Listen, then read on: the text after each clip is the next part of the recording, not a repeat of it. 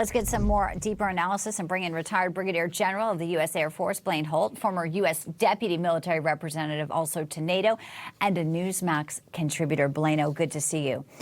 So this has been going on for centuries.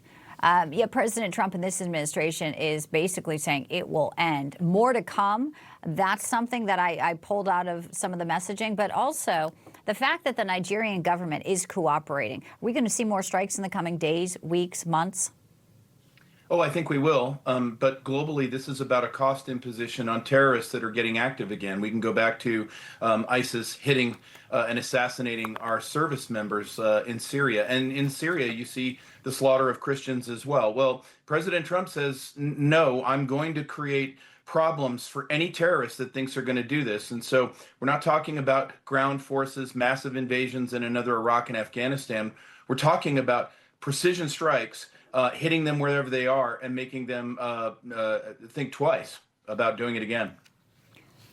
Sydney gunmen also potentially motivated there by ISIS. You had Turkey making a big announcement, which is interesting, NATO member, but Erdogan rounding up about 115 ISIS militants suspected. So you're right, the fear is ISIS returning. And on that front, you also have superstars like Nicki Minaj talking about the persecution of Christians as well. So it's sort of twofold. You have a military action, but you also have a humanitarian action where there is people who are suffering, and for people to come out and shine a light on it. It's not just President Trump, it is others as well now, but he's really been the one to make this more of a global story.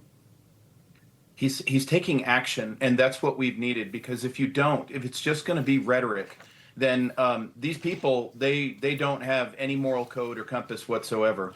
And we know that because when you look at what happened in Bondi Beach, Australia, and in Sudan, and in Nigeria, coming here to the United States at the exact same time, you have radical imams that were calling for more violence, even violence here in the United States, across the nation. It's not an accident. They're activating. And, you and I have talked about this before.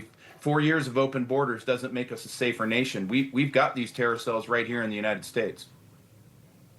You just said radical imams. I think of that picture with Zohran Mamdani, the new mayor, who will be sworn in on New Year's Day to New York City, the unindicted imam in Brooklyn that he posed with during his campaign. Made no bones about it. This was a picture he posed with. It was posted, and that imam connected unindicted to the World Trade Center bombings. So what do you think, particularly now we're going into New Year's Eve, a lot of high-profile places, a lot of people gathering?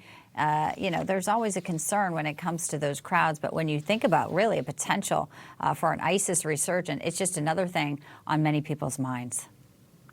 Really is. And everybody's got to keep their head on a swivel, especially through these holidays. And in these big cities like New York, especially politically, the way New York's going, we've got to pull together. We've got to be resilient. We've got to look after each other. See something, say something is not a cliche statement. It's something that should be at the forefront of your thoughts if you're going to be out reveling with your friends and family. Blaine Holt, always a pleasure to have you. Thank you so much for being with us today.